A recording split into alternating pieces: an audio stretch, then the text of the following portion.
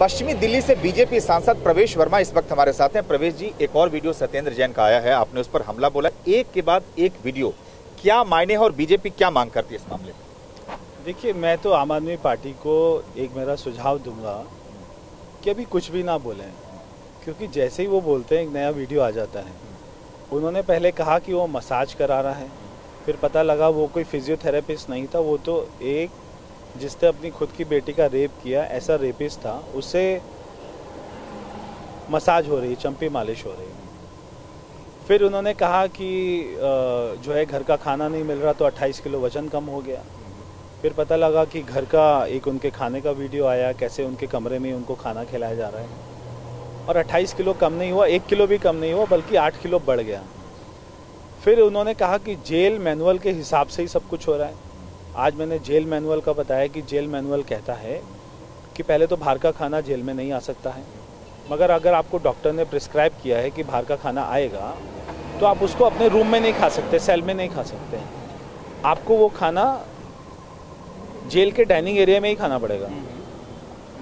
फिर उन्होंने कहा कि वो उस आदमी से इसलिए मसाज करा रहे थे क्योंकि डॉक्टर अलाउड नहीं होता है। जेल मैनुअल कहता है कि कोई भी डॉक्टर किसी भी दिन किसी भी समय, अगर वो डॉक्टर को प्रिस्क्राइब किया हुआ है, कैदी को प्रिस्क्राइब किया हुआ है, तो डॉक्टर किसी भी दिन किसी भी समय जा सकता है। तो एक के बाद एक झूठ बोल रहे हैं। देखिए प्रवेश जी, आप लोग लगातार वीडियो भी आ रहे हैं और आप लोग हमले बोल रहे हैं, लेकिन वो इसको गंभीरता से नहीं ले रहे हैं। वो कह रहे हैं बीजेपी इस तरह की अनाप शनाप बातें करती है, जबकि वीडियो भी सामने हमें कोई फर्क नहीं पड़ता है कि वो गंभीरता से ले या ना ले।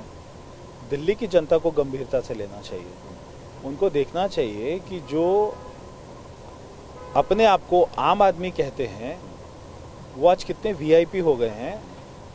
और वीआईपी तो छोड़िए, ऐसा तो देश के इतिहास में आज तक किसी भी जेल में किसी कैदी ने इतना सुपर वीआईपी ट्रीटमेंट नहीं लिया जितना ये लोग ले रहे हैं। एक सवाल प्रवेश जी, कि क्या मजबूरी है लगातार आप लोग इस्तीफे की मांग करें? जैसा आपने आज कहा भी कि 6 महीने से ज्यादा वक्त से वो जेल में है, एक के बाद एक वीडियो जा रहे हैं, आपने खुद जेल मैनुअल की बात की कि उसका उल्लंघन हो रहा है, लेकिन ऐसी क्या मजबूरी है जिस मजबूरी की वजह से वो आप इस्तीफा नहीं लिया जा रहा हो? उनको मजबूरी ये है कि अगर उनका इस्तीफा ले लिया जाएगा तो जैसे पीछे भी उनके 1-2 मंत्री हटे तो वो लोग उनके खिलाफ में बोलने लगते हैं। अगर इनको हटा देंगे तो इसके पास में ऐसे बहुत सारे सबूत हैं, ऐसे करोड़ों की संपत्ति के, करोड़ों के लेन देन के, ऐसे ये जानता है, राज है, क्योंकि हर गुनाह में राजदार है। अगर इसको हटा दिया तो वो सारे राज से पर्दा हट जाएगा। आप लोग हमले कर रहे हैं, अरविंद केजरीवाल कहते हैं सत्येंद्र जैन जी ने तो ऐसा मोहल्ला क्लिनिक दिया कि इनको भारत रत्न मिलने चाहिए। मैं एक दिन आप मेरे साथ चलिए ऑटो पर बैठकर, मैं आपको मेरे क्षेत्र के मोहल्ला क्लिनिक ही दिखाता हूँ कितने बने। उन्होंने कहा था हर किलोमीटर पे बनेगा, पहले तो हर किलोमीटर पे मोहल्ला क्लिनिक नहीं है। दूसरा उन्होंने कहा था कि वहाँ पे 24 घंटे दवाई डॉक्टर मिलेगा। मैं आपको जब मैं अंदर लेके जाऊँगा तो आप देखेंगे कि कितनी गंदगी है, वहाँ पे कुत्ते सो रहे हैं, वहाँ पे ये भी एक छलावा है, ये भी एक धोखा है।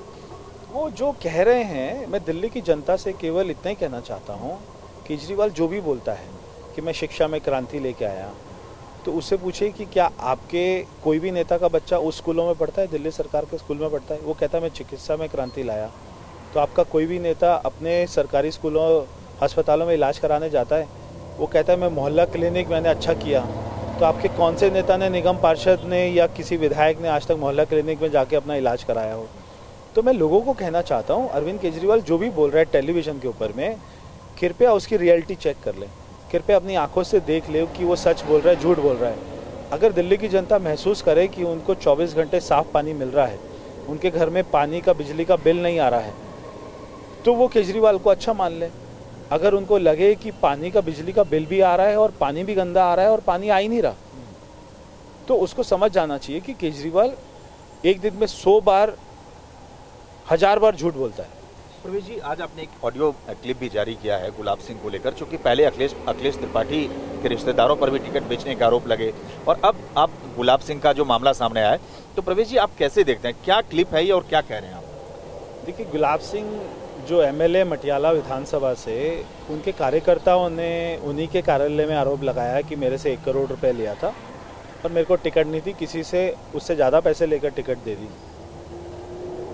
पहले तो पैसे लेना देना दोनों ही अपराध है। अगर वो टिकट के नाम पर ऐसे पदों के लिए पैसे का लेन देन हो रहा है, तो आप सोचिए कि अगर कोई निगम पार्षद इनका बन गया तो वो 2 करोड़ दे के टिकट ला रहा है, तो कम से कम 20 करोड़ रुपए कमाएगा भी, तो वो लूटने के अलावा और काम क्या करेगा। आज आपने एक ऑडियो क्लिप जारी किया जिसमें गुलाब सिंह के बेटे हैं और सुमित शौकीन जो जिसने आरोप लगाए थे, दोनों आपस में बात कर रहे हैं, क्योंकि सुमित शौकीन ने 1 करोड़ रुपए दिया था, उसको टिकट नहीं मिली, तो गुलाब सिंह के बेटे से बात कर रहे हैं, गौरव से, कि आप मेरा जो पैसा वापस कर रहे हैं अभी तक आपने पूरा नहीं वापस किया। तो उसमें उसका बेटा कहता है कि मैंने 50 आपको पहले दे दिया था, उसके बाद में 30 दे दिया। तो उस पर अपना सुमित शौकीन कहता है कि वो 30 नहीं थे, 29 थे, तो आपने 1 कम दिया। तो वो पैसा देने में भी घोटाला कर रहा है। तो इसमें आप लोग क्या मांग करते हैं इस मामले, जो ऑडियो क्लिप आज आपने जारी किया गुलाब सिंह मामले में? हम लोग कह रहे हैं, हमारी मांग ये है कि इनके विधायक, अभी आपने देखा कि रमेश नगर में इन्हीं के कार्यकर्ता जो फाउंडर मेंबर थे संदीप भारद्वाज, उन्होंने सुसाइड किया। तो अगर इनके लोग टिकटों में खरीद फरोख्त कर रहे हैं, कोई सुसाइड कर रहा है, कोई पैसा ले रहा है 1-2 करोड़ रुपया, तो आम आदमी पार्टी को कम से कम इतनी तो ईमानदारी दिखानी चाहिए कि वो ऐसे लोग का जिसका सामने आ रहा है उसको अपने पद से तो हटा दे, पार्टी से तो हटा दे। वो कौन सी ईमानदारी की बात करते हैं, वो कौन सी नैतिकता की बात करते हैं? सामने सब कुछ आ रहा है, सब कुछ वो दिखाई दे रहा है, उसके बाद में उनको पद से नहीं हटा रहे। इसका मतलब है कि वो पैसा केवल एमएलए के पास नहीं जा रहा था, वो पैसा आगे भी ऊपर कहीं पहुंच रहा था। तो जी 3 बार से आप लोग दिल्ली नगर निगम में सत्ता में हैं, चौथी बार एक बार फिर मुकाबले में, क्या मानते हैं इस बार? आप मानते हैं कि चुनौती रहेगी और किससे मुकाबला बीजेपी का इस बार नगर निगम चुनाव? देखिए, हमारा मुकाबला केवल जो है कि कोई ऐसे गलत लोग ना आ जाएं इस एमसीडी में। आपको ध्यान होगा जब दिल्ली में शराब के ठेके खुल रहे थे, अरविंद केजरीवाल ने 850 ठेके खोले, उस समय केवल एमसीडी एक हमारे पास में रास्ता था कि हम उनको ठेकों को खुलने से रोकें। तब एमसीडी एक दिन में 24 ठेकों को सील किया करती थी। अगर गलती से आम आदमी पार्टी आ गई इसमें एमसीडी में, तो वो 800 नहीं 2000 ठेके खोलेगी, उसके बाद में उनको रोकने वाला कोई नहीं होगा। और जब गली गली नुक्कड़ में ठेके खुल जाएंगे, तब वहाँ पर कितने चाकू चलेंगे, हमारी बहन बेटियों का, हमारी सारी माताओं बहनों का उसके सामने से निकलना मुश्किल हो जाएगा, सड़क पे चलना मुश्किल हो जाएगा। तो ये मैं दिल्ली के लोगों से कहना चाहता हूँ कि आम आदमी पार्टी हर सरकार में खराब है, उसकी नीयत खराब है। जी एक आखिरी सवाल, क्या कहेंगे, भ्रष्टाचार को लगातार मुद्दा अरविंद केजरीवाल की सियासत ही भ्रष्टाचार के खिलाफ शुरू हुई, लेकिन मैं आपसे पूछना चाहता हूं, आप ये कह रहे हैं कि इतने आरोप, शराब घोटाले का मामला हम ले लें, कि टिकटों में हेराफेरी के जो एमएलए पे आरोप लग रहे हैं, तो आप लोग लगातार भ्रष्टाचार के आरोप लगा रहे हैं, और वो जब एमसीडी चुनाव को लेकर बातें कर रहे हैं तो वो कह रहे हैं हम एमसीडी में वो भ्रष्टाचार मुक्त बनाएंगे, ये भ्रष्टाचार का सबसे बड़ा अड्डा है। देखिए, अगर पिछले 5 सालों में 10 सालों की मैं बात करूं, तो एमसीडी के एक ही निगम पार्षद को सीबीआई ने पकड़ा। वो निगम पार्षद कौन था? आम आदमी पार्टी की निगम पार्षद गीता रावत, जो मनीष सिसोदिया की पड़पड़गंज विधानसभा की एक उनकी निगम पार्षद थी। तो सीबीआई ने किसको पकड़ा? आम आदमी पार्टी के पार्षद को। जब दिल्ली में दंगे हुए, तब उसका जो मास्टरमाइंड कौन निकला, और हमने नहीं कहा कि कोर्ट ने कहा कि उसका मास्टरमाइंड है आम आदमी पार्टी का निगम पार्षद हुसैन, ताहिर हुसैन। तो उनके जो निगम पार्षद हैं वो घोटाला कर रहे हैं, उनके पार्षद रिश्वत लेते हुए रंगे हाथों पकड़े जा रहे हैं, उनके निगम पार्षद, आम आदमी पार्टी के निगम पार्षद अपने घर के ऊपर से बॉम्ब फेंक रहे लोगों के ऊपर में, और वो कह रहे हैं हम भ्रष्टाचार कर रहे हैं। क्या अरविंद केजरीवाल ने पिछले 15 साल का एक भी निगम का भ्रष्टाचार बताया है? क्या कोई झूठा भी आरोप लगाया हमारे ऊपर कि निगम में ये भ्रष्टाचार हुआ? हमारा ये वाला निगम पार्षद को पकड़ा गया। कोई किसी भी प्रोजेक्ट में, कोई किसी भी वर्क ऑर्डर में क्या एक भी रुपए का हमारे ऊपर में आरोप लगा है? केवल ये बोल देना भ्रष्टाचार हो रहा है, और आम आदमी पार्टी के निगम पार्षद भ्रष्टाचार करके पूरी एमसीडी को खराब कर रहे हैं। तो कौन भ्रष्टाचार कर रहा है, दिल्ली के लोग जानते हैं। आखिरी सवाल, प्रवेश जी, क्या मानते हैं कि चौथी बार इस बार जो आप एमसीडी के चुनावी रण में है, वो कौन से मुद्दे हैं जिन मुद्दों पर आपको लगता है कि उन मुद्दों को लेकर और आप जा रहे हैं, और इस बार दिल्ली की जनता एक बार फिर मौका देगी? देखिए, मैं दिल्ली की जनता से कहना चाहता हूं कि क्या होता है विकास।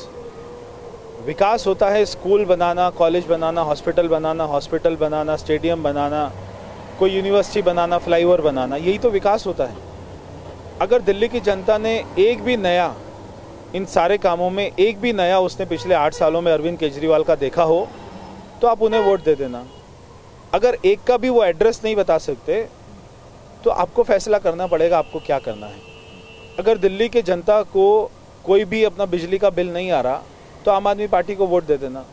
अगर आपके घरों में बिल आया है तो उसके बाद में आप ये तय करें आपको क्या करना है। अगर आपके घरों में साफ पानी आ रहा है 24 घंटे तो आप आम आदमी पार्टी को वोट दे देना। अगर आपके घर में साफ पानी नहीं आ रहा है तो फिर आप प्रोटेस्ट भी किया था सचिवालय के बारे में, याद है प्रवेश? देखिए, लोगों के घरों में पानी ही नहीं आ रहा। आप साफ पानी तो छोड़िए, 24 घंटे तो छोड़िए, साफ पानी नहीं आ रहा, काले रंग का पानी आ रहा है, सीवर की बदबू आ रही है। तो आप मानते हैं कि जितनी भी बातें ये कह रहे हैं कि सब धोखा है, कुछ हो नहीं रहा है, सिर्फ बातें हो रही है आम आदमी पार्टी को कह रहे हैं? केवल कोई प्रेस कॉन्फ्रेंस पर बैठ जाना, टेलीविजन पर बैठकर कोई भी झूठ बोलते रहिए, सामने आपके आम आदमी पार्टी के लोगों को बिठाकर ताली बजा दीजिए। दिल्ली के जनता को आपको रियलिटी चेक करनी है। आपको दिल्ली में 8 साल में क्या फर्क लगा? दिल्ली में और ज़्यादा जहरीली सांस हो गई है, हमारी माँ यमुना और ज़्यादा मैली हो गई है, दिल्ली में शराब के ठेके खुलने और ज़्यादा हो गए थे, दिल्ली में 23,000 लोग मरे मई 2021 में कोविड में। तब लोग कह रहे थे ऑक्सीजन दे दो, दवाई दे दो, तब वो केजरीवाल कहीं दिखाई नहीं दे रहा था। उस समय प्रधानमंत्री मोदी जी ने दिल्ली को संभाला था, सबको वैक्सीन लगवाई थी फ्री में।